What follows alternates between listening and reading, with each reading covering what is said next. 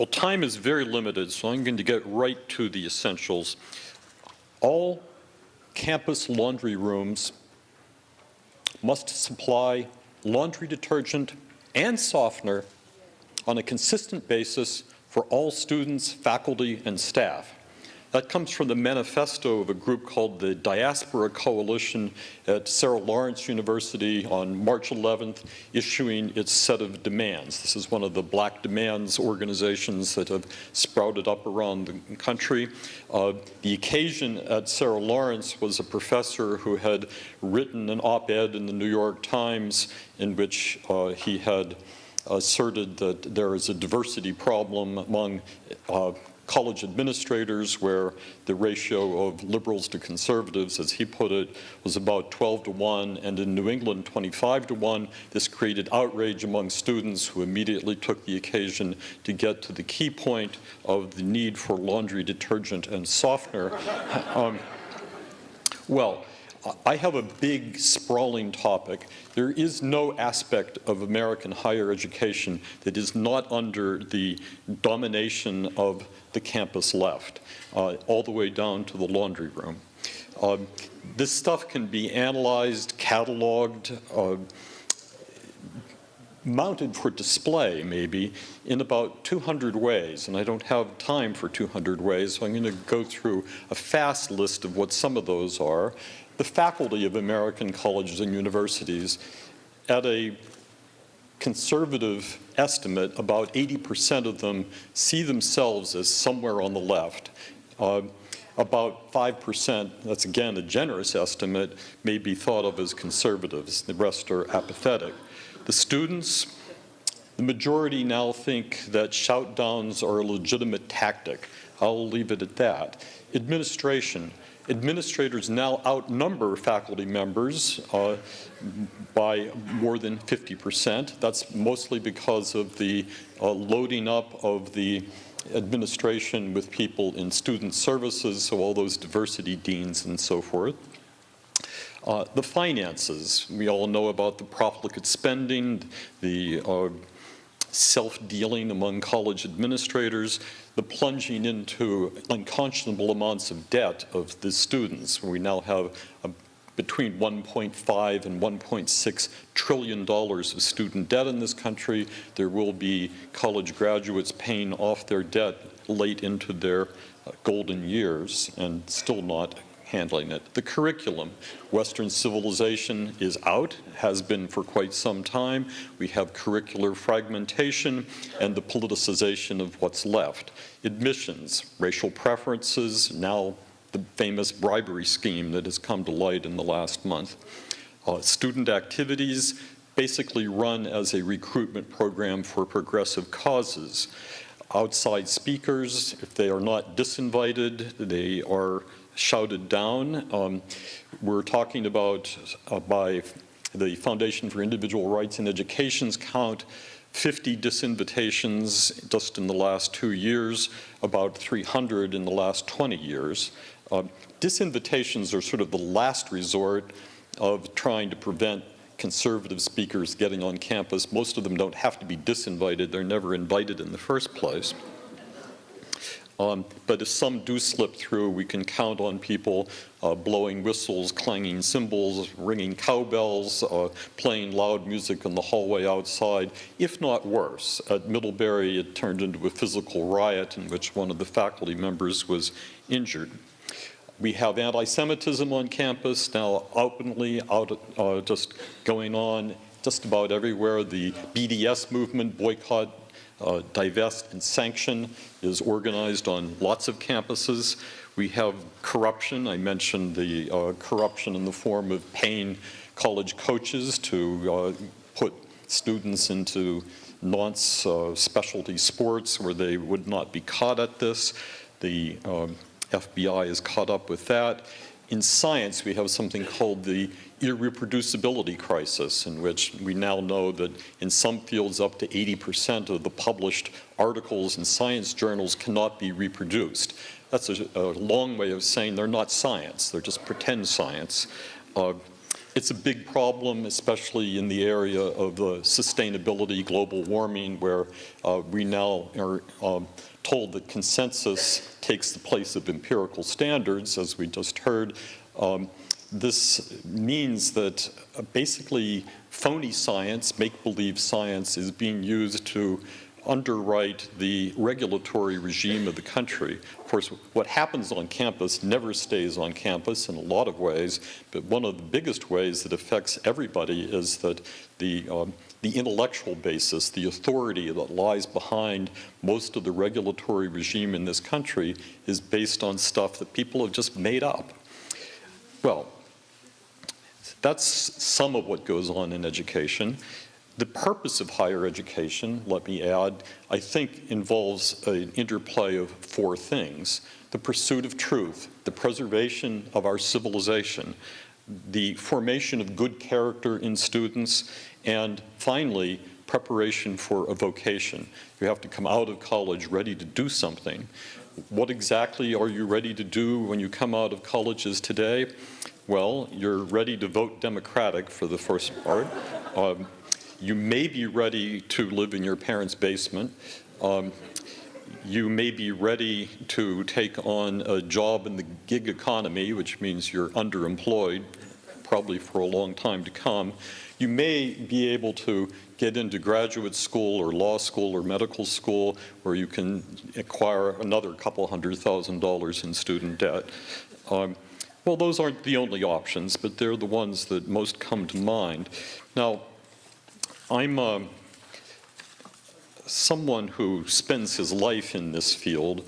The National Association of Scholars is a 3,000-member organization that picks on lots of these fights. We produce long-winded research reports. We try to create trouble wherever we can. We defend individual faculty members, sometimes students, when they get into trouble over matters of political correctness. And more recently, we've been involved in policy work. And this is what's going to, I think, get me through the rest of this short speech. But I want to take a moment along the way to second something that David Horowitz was talking about, which is the unreliability of the Republican Party and of conservatives, who for most of my lifetime have thought of higher education simply as job preparation. Well, it is job preparation in one way, but when I talk with Congresswoman Fox, who heads or was the Republican head of the House Education Committee last year before we had a Democratic takeover of Congress, she was working on the reauthorization of the higher education bill. Now, a little bit of background. Higher education bill was passed in 1965. It is the great grab of power by the federal government over higher education. If you've had student loans or your children have had student loans, that's Title IV of the Higher Education Act that makes that possible. The Higher Education Act spends many billions of dollars, about $500 billion a year, directed to colleges and universities. So it's important. Article 1 of the Higher Education Act says that for colleges to be eligible to receive this money, they have to uphold academic and intellectual freedom. But Article 1 didn't contain any enforcement provision, and colleges and universities have felt free to ignore it ever since. So that's a big deal. We've had, in the last few months, President Trump issue his executive order, which says that research funding from universities might be stripped away if they persistently violate the principles of free speech.